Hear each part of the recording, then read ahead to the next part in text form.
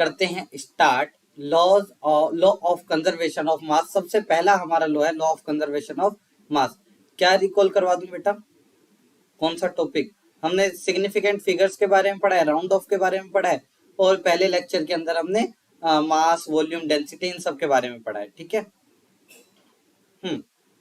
चलो law of conservation of मास, इसी को लॉ ऑफ इंडेस्ट्रक्टिबिलिटी भी बोलते हैं। मतलब कि हम किसी भी चीज को तोड़ नहीं सकते है ना, मतलब किसी भी चीज, मतलब एटम्स को हम तोड़ नहीं सकते। तो लॉ ऑफ कंजर्वेशन ऑफ मास क्या कहता है? देखो भाई, कहता है सबसे पहले लेवोशियर ने दिया था। आजकल ये नया ट्रेंड बनता जा रहा है। क्या ट्रेंड बन रहा है कि साइंटिस्ट के नाम भी पूछे जाते हैं। ठीक है, साइंटिस्ट के नाम पूछे जाते हैं कि ये वाला लॉ किसने दिया था। तो याद रखना, ईयर अगेन इंपॉर्टेंट नहीं है, ये ध्यान रख लेना बस कि ये लॉ किसने दिया था। अगर चाहो तो याद कर सकते हो ईयर भी, लेकिन मेन है कि आपने ये लॉ किसने दिया था। तो आंसर है लेवोशियर ने ये लॉ दिया था। कौन सा लॉ दिया था? Law of conservation of mass, Lavoisier. ठीक है, दूसरा, the experiment certification was given by Landolt. मतलब ये एक दूसरा व्यक्ति है, दूसरे साइंटिस्ट हैं, हम ये कह सकते हैं, जिन्होंने इस बात का, मतलब लॉ ऑफ कंजर्वेशन ऑफ मास का एक्सपेरिमेंटल प्रूफ दिया था।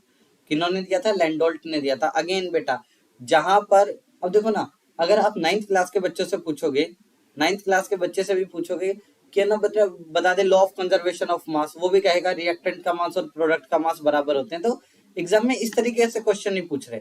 अब एग्जाम में ये पूछ लेंगे कि लॉ ऑफ कंजर्वेशन ऑफ मास दिया किसने था। एग्जाम में ये पूछ लेंगे कि इसका एक्सपेरिमेंटल प्रूफ किसने दिया था। तो इसलिए साइंटिस्ट के नाम, जहां पर आपके बहुत ज्यादा स्पेसिफिक नॉलेज नहीं पूछ रही, वहां पे साइंटिस्ट के नाम भी पूछे जाते हैं। तो देखो लॉ ऑफ कंजर्वेशन ऑफ मास के अंदर क्या है, यहाँ पर अगर आप ध्यान से देख पा रहे होगे, मैं हाइलाइटर ले लूं, यहाँ पर एक एक्स है जो लिक्विड के अंदर प्रेजेंट है, दूसरा एक वाई ले लिया जो कि टेस्ट ट्यूब के अंदर है, और आपस में मिक्स नहीं हो रखे हैं ना, आपस में मिक्स नहीं हो रखे हैं, वो नीचे पड़ा हुआ है, और जो वाई है वो टेस्ट ट्यूब के अंदर है। ठीक है सर, उसके बाद हमने क्या करा, इन दोनों को मिक्स कर दिया,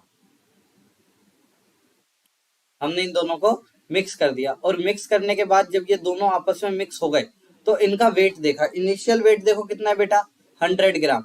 फाइनल वेट देखो कितना है, 100 ग्राम। ठीक है, दोनों का वेट क्या हो गया आपका, 100 ग्राम है। यानी कि रिएक्शन होने से पहले और रिएक्शन होने के बाद दोनों ही केस में मास सेम रहा है। इसका मतलब रिएक्टेंट का मास और प्रोडक्ट का मास क्या होते हैं, इक्वल होते हैं। दैट इज वाई हम कह सकते हैं कि किसी भी रिएक्शन के टाइम पे ना तो मास को क्रिएट किया जा सकता है, ना ही मास को डिस्ट्रॉय किया जा सकता है ना।